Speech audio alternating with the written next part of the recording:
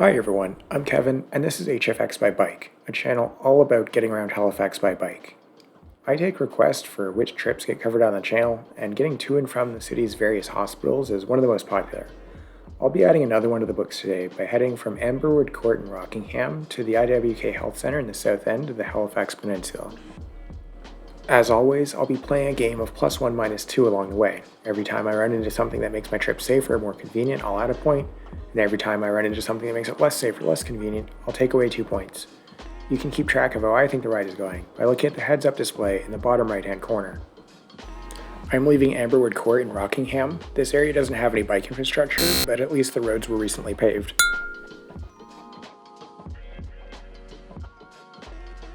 Speaking of roads, drivers tend to go faster when they have wider lanes. That's why modern design standards suggest urban roads have a width of about 3 meters, while Formula One start grids have 6 meters. The lanes on Knights Ridge Drive here are about 6.5 meters wide each. Part of that is taken up by sporadic free on-street parking right next to the free off-street parking, but this road is hilariously overbuilt, and it makes it less pleasant and less safe for anyone outside of a car. A 2020 speed study by the city found that the 85th percentile speed on this 50-kilometer-an-hour road was actually 61. On the average weekday, this road moves about 2,800 cars, or about 1.5% of the daily capacity of the road this size. What are we even doing? Okay, rant over. This intersection is huge. I can access the Dunbrack painted bike lanes from here, but I'm going to go a little bit out of my way to stay out of traffic entirely. Mostly this comes down to not wanting to cross like 6 lines of traffic just to make a left turn on my way into Fairview.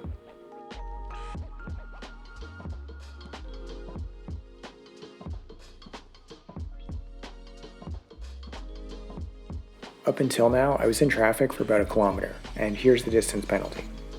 This is the Mainland linear trail. It's a multi-use path that runs through this part of Mainland Halifax. The trail is made up of packed gravel and it's reasonably wide. The section I'm on today is mostly flat, although some of the northern sections are a bit more hilly.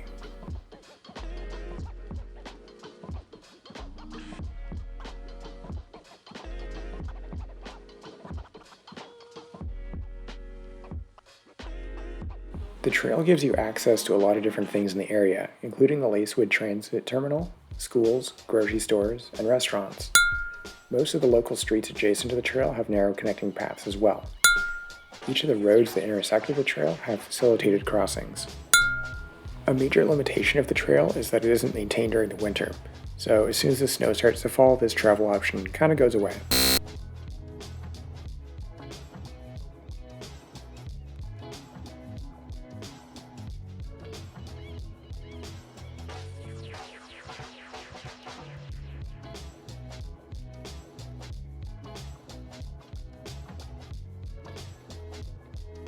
The trail ran for just over 2 kilometers, so here's the distance bonus, but I'm back in traffic on Main Avenue.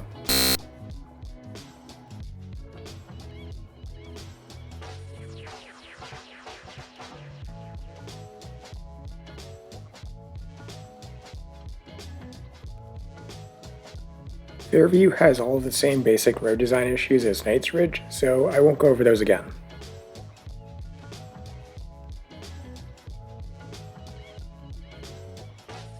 This is a school zone, so there is some limited traffic calming in the form of speed bumps.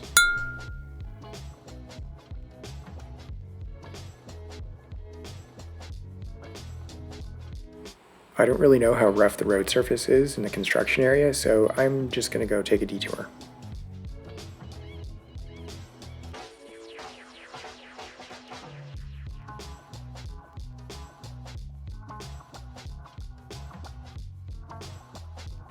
This sidewalk connects to the Chain Lakes Trail, but it should actually just be like an integrated connection to the trail itself. I was in traffic for about 2.5 kilometers, so here's the distance penalty.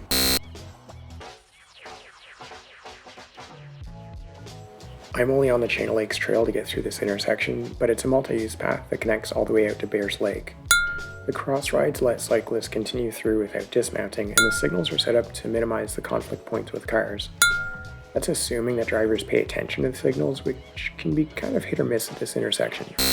In particular, cars turning right off of Joe Howe onto the highway sometimes illegally cross my path of travel while I have the signal priority. It's probably the biggest danger for this intersection. This pedestrian island was expanded last year to make it more comfortable to wait for your signal change.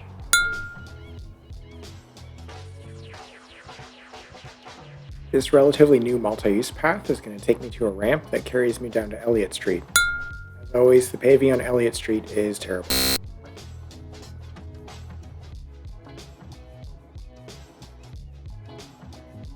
The stretch between Joe Howe Drive and the Bears Road multi-use path has gotten some traffic calming installed.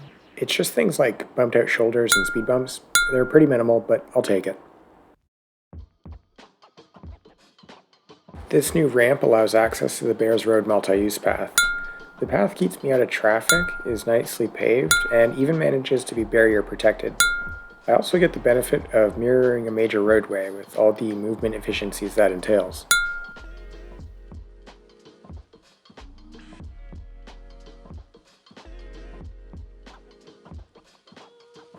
The bridge crossing the rail cut isn't covered by the path, and so you're required to dismount. Also, the sidewalk crossing the bridge is basically falling apart, and it's not even good to walk across.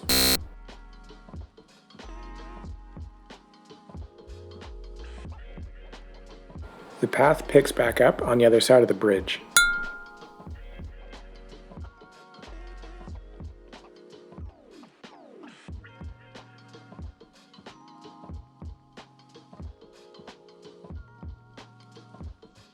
So, there was a tiny bit of a car crash while I was waiting at the intersection of Bears Road and Romans.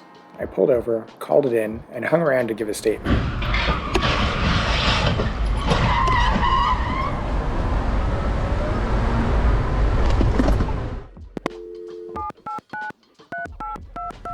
Hi, there's just a motor vehicle collision on Bears Road, just outbound, just past the mall entrance.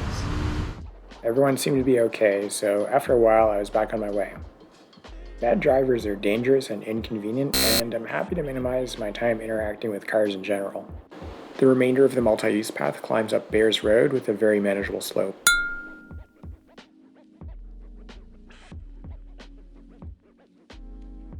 The intersection with the mall entrance is a bit of a mess. First, there's a slip lane before the main intersection, and then at the intersection, cars turning right off of Bears Road to get to the mall, or right onto Bears Road coming out of the mall, are frequent hazards.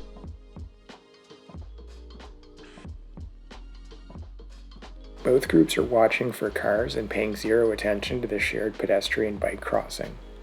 I engineer my trips to minimize conflict with cars, and like 80% of my close calls are in this intersection. But at least there are cross rides, and I can access them all from here.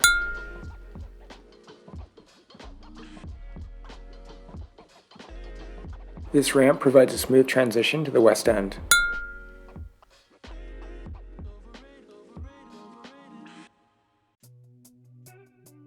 This local street isn't a bikeway, but it is mostly covered by a school zone, and so they've lowered the speed limit and installed some speed bumps.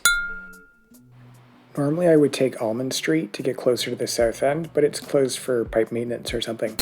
I do have a detour available, and it's this little nameless multi-use path cutting between here and Knott Street. It's narrow to the point of forcing a dismount if anyone else is there. It's paved so poorly that it's prone to getting flooded even in light rain, and it emerges straight onto the sidewalk with near zero visibility in both directions. It does get cleared pretty quickly after heavy snowfall though.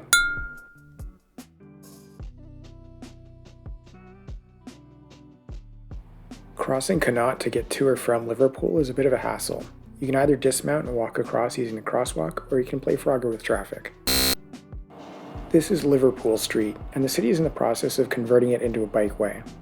They've added speed bumps and widened the shoulders at some intersections, and they've also added sharrows, which are useless, but you know what? I like them as decorations on bikeways.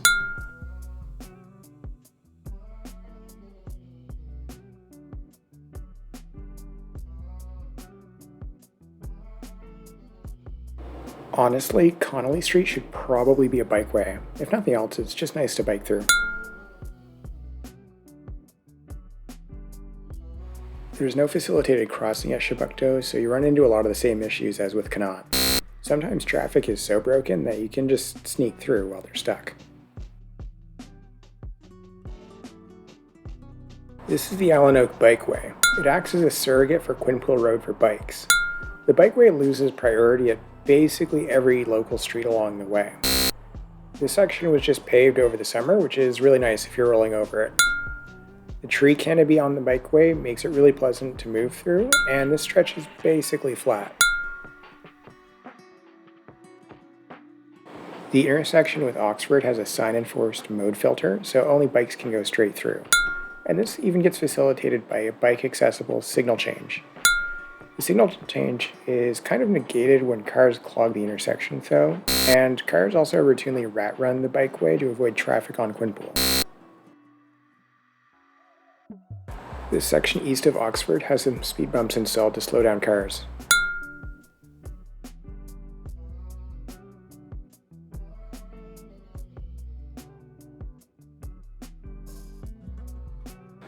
Bikes can go straight through the intersection at Quinpool, whereas cars have to go either left or right. This isn't really reflected in the markings on the road, so there's no specific space for bikes to line up while waiting for the light.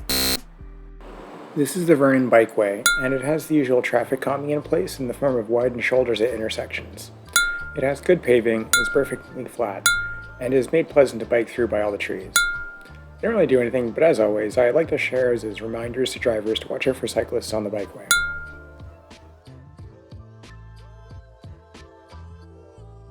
Cars have another forced turn at Jubilee, but I can go straight through. This is a four-way stop, so you don't really lose priority and you won't be waiting for very long.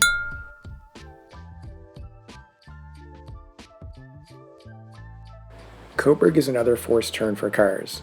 There's a bike-specific lane here to wait for the signal change, and a sensor in place that'll actually flip the signal so that you don't have to wait here for very long.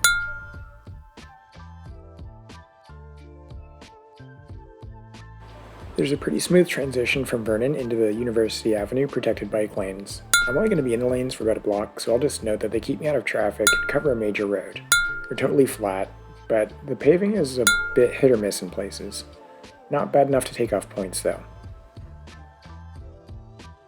Between the bikeways and the university lanes, I chained bike infrastructure together for about 2 kilometers.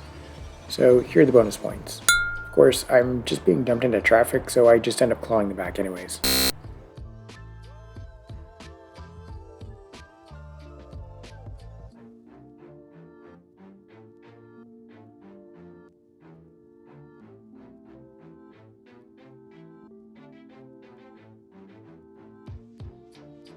And lastly, the IWK has covered bike parking right out front. My trip to the IWK from the suburbs in Rockingham ended up taking a pretty long time, 40 minutes, not counting the time spent dealing with a car crash on Bears Road. A lot of that comes down to the route that I chose to get there. The bike network and the most direct path are almost entirely separate for this kind of trip, outside of the final approach in the south end. The more direct path would have knocked the travel time from 40 minutes down to about 25, but would involve biking down high-speed roads like Lacewood. That's not something that would be comfortable for most people, so I demoed what it would look like if you mostly followed the existing bike network. It's technically doable to make the trip from Rockingham to the IWK by bike, but it's not convenient. Like, if I suddenly uprooted to live in Rockingham, I might still bike in to work downtown, but if I didn't already bike, I don't think I would give up my car to start. For this kind of trip to be competitive with other modes, it needs to be perceived as safe, but also convenient. That's it for this one. Let me know in the comments if there's a trip you'd like to see covered by bike. As always, thanks for watching, and see you next time.